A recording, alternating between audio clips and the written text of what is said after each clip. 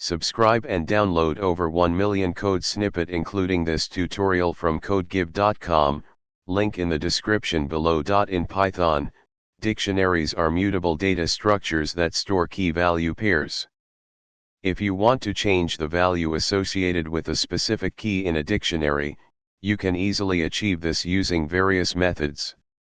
In this tutorial, we will explore different ways to change the value of a key in a dictionary with code examples.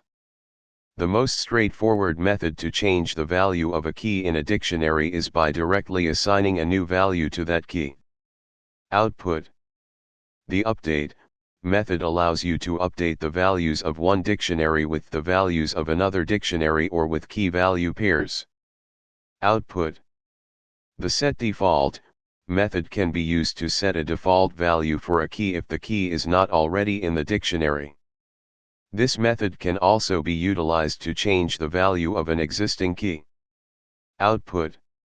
Choose the method that best fits your use case. Direct assignment is usually the simplest and most commonly used approach for updating dictionary values.